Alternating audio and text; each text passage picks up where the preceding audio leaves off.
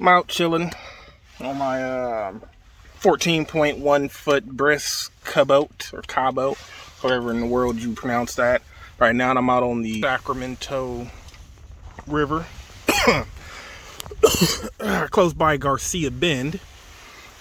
So I have the Predator, the 212.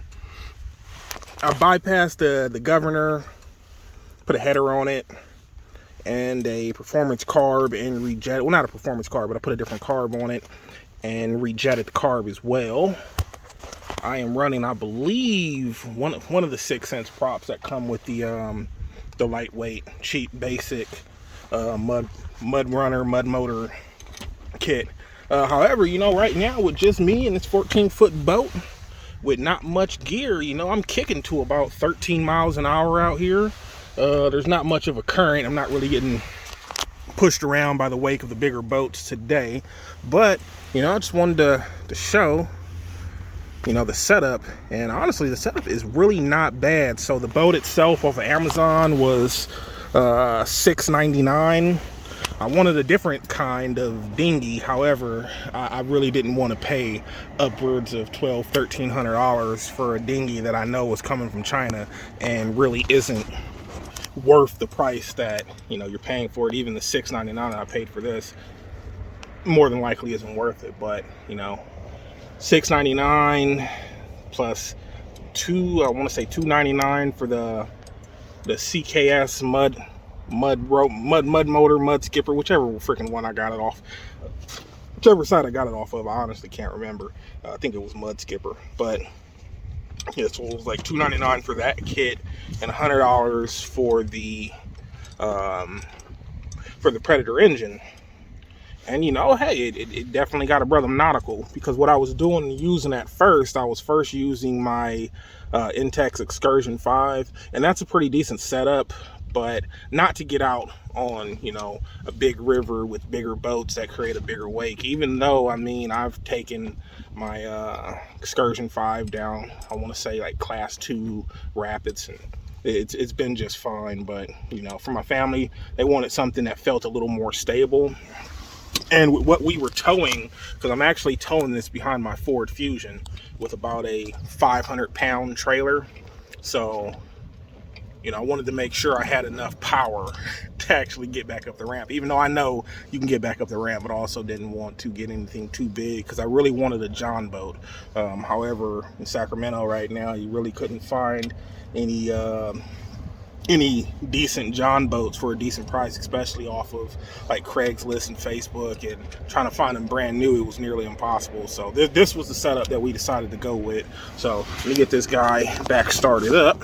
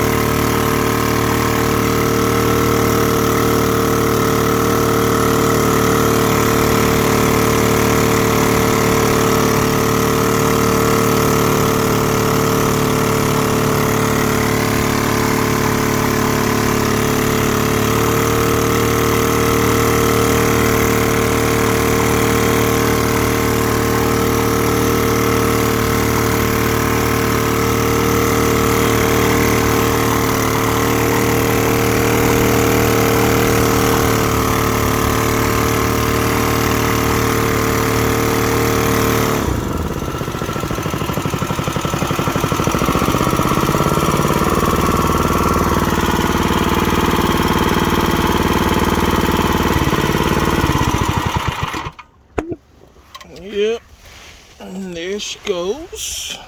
So, you know, like I said, it runs pretty decently. You know, it's definitely not bad at all, especially for, you know, my purposes, just getting out here on the river, getting out on to just have a good time, you know, fish with my family and whatnot. You know, it's not bad. And decided to make some makeshift little dollies, one for the front, one for the back, because it has these little tracking fins on the bottom of the boat, which even with carpet on the trailer, it definitely makes it difficult to slide on the trailer. So, you know, just made these little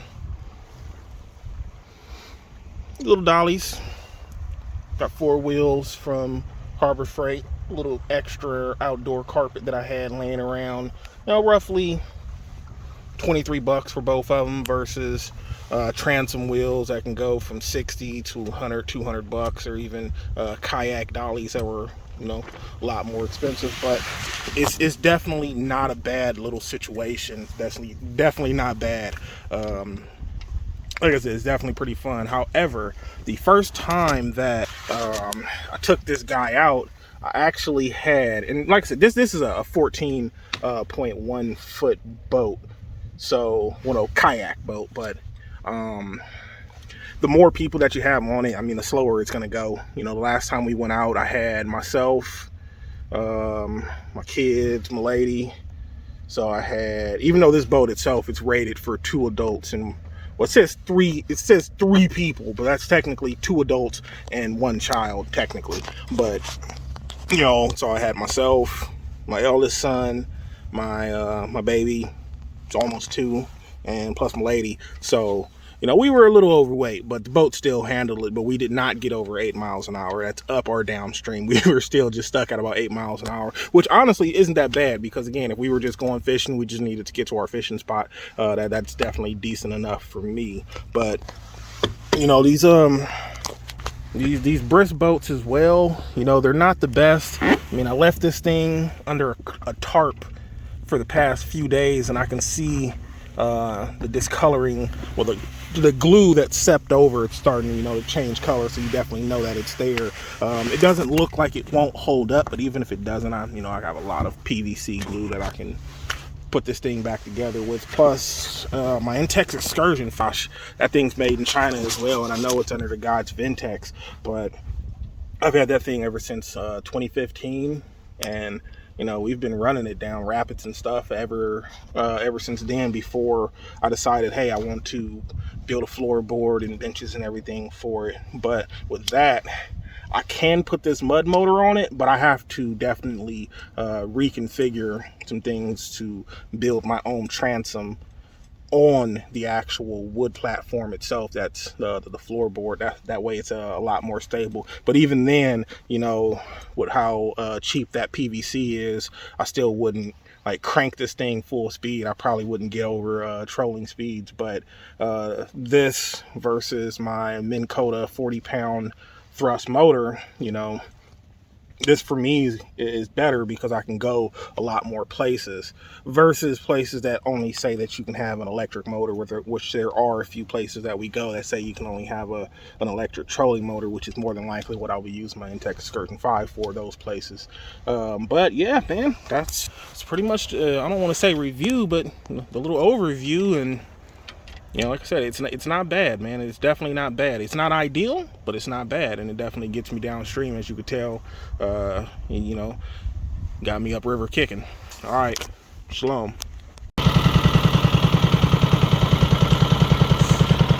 It's over here rating the dock up, so I can actually get out the water and then go to work. But check this. You want to move at an idle speed with this guy? Barely put it in the water. Barely.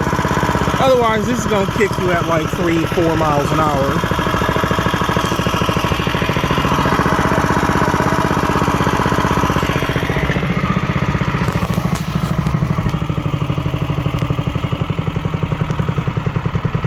All right. Now we can dock up.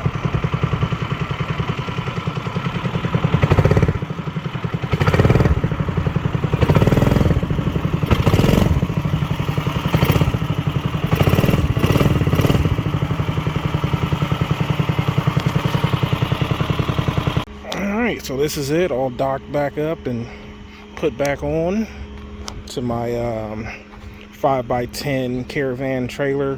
I got this thing from Home Depot, and I tell you, buying trailers from Home Depot and Lowe's, at least in Sacramento, or better yet, California, I don't know, but it's definitely a really ridiculous process. I tell you, it's a ridiculous process. First off, you got to find out what store actually sells trailers. Then when you find out what store actually sells trailers, I don't know if this is just a Home Depot and Lowe's thing, or if this is just a California type thing. But yeah, you have to make sure that there's an employee there that can actually sell you the trailer, because they have a whole DMV process they have to go through. But it's really not a bad trailer. You can also find these here trailers branded under, I want to say, Trail Star by Tracker. You can find these things at Bass Pro. However, my inspections and how I looked at everything, it's the same exact freaking trailer. These ones, however, for a 5x8, which is what I wanted, but I couldn't get because I had to go to another store that actually had an employee there that could sell it. For a 5x8 trailer, for caravan, utility trailer, it's like $970, like $978 plus tax and DMV fees and such. But for the 5x10, it's like $14.50. Definitely a lot more than I wanted to pay for the damn trailer, but that's neither here nor there. But the trailer's not bad, you know. It's really not bad. It's pretty well constructed versus like the carry-ons and the Harbor Freights, pretty much for what you're paying for, because the price of these trailers, they have went up. But you can tell right there, and right there, this thing came with side gates that fold down, front gate that folds down, and also a loading ramp that folds down, folds forward, or comes off. Since this is what I'm doing with it, I took that off. But back to the boat.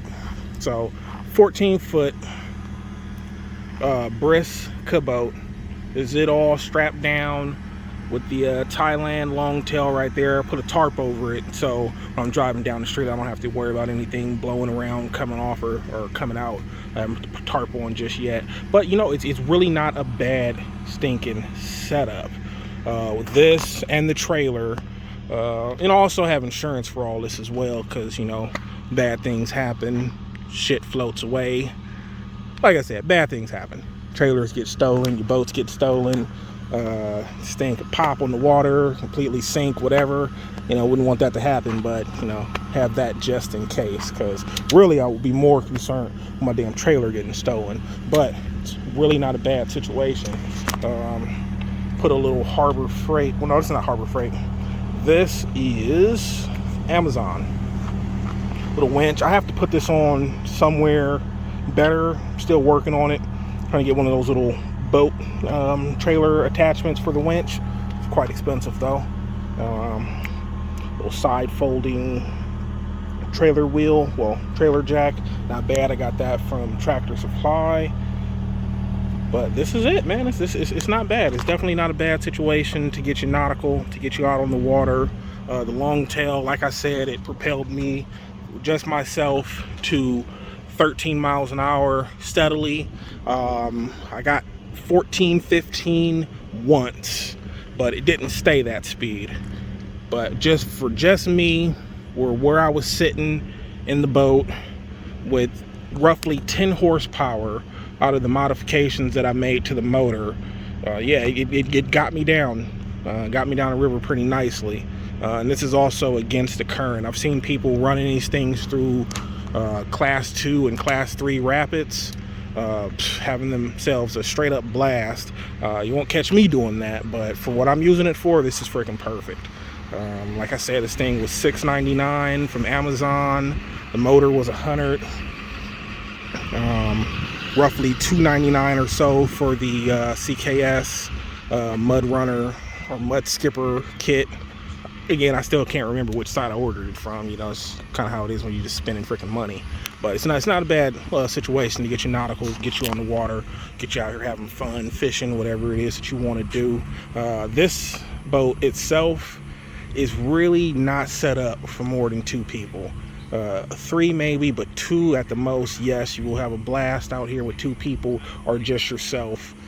If you need something to haul more people, I would suggest getting the 420cc Predator with the larger mud skipper, mud runner, mud motor, whatever kit you decide to go with. But with the larger kit and the larger motor, it'll definitely get you down river a lot faster and a lot easier than the 6.5 horsepower.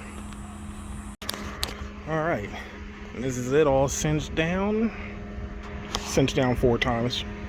2 under the tarp, 2 over the top of the tarp. But this is it all cinched down with the tarp on. And the tarp is just so when things jump around, stuff doesn't fly in it or hit it and stuff, because you know we're on the freaking road. But it was easier for the tarp to have the motor hanging out, plus little orange straps hanging off as indicators that'll let people know there's something longer hanging over the back of the trailer, of course. But again, like I said, it's not bad. It's under the tarp. That's pretty much how it looks on the trailer. The trailer isn't bad itself. Pretty nice setup that I can tow behind my Ford Fusion hybrid. And even though Ford says do not tow with these, not because it does not have the ability to tow, but because they never rated the hybrid system from 2013 to 2016 to actually tow. But with a 500-pound trailer and roughly 250 pounds worth of boat and motor, it tows and pulls just fine. Suspension doesn't sag down really, well, past what it normally sags down, but it tows pretty well. I checked the heat of the transmission and the heat of the coolant. Everything was normal like it should be. But yeah, they just did not rate the actual hybrid like they rated the normal gasoline engines, because the normal gasoline engines, they can tow in between 1,000 to 2,000 pounds with roughly 850 pounds of cargo carrying. So myself, whatever gear I have in the car plus the tongue weight would, you know, balance up to that 800 some odd pounds that the vehicle could safely tow with the amount of poundage that it could physically pull. So that's it. You know, that's everything. That's the full little overview of, you know, what I have going on. And, you know, if you have any questions, just let me know.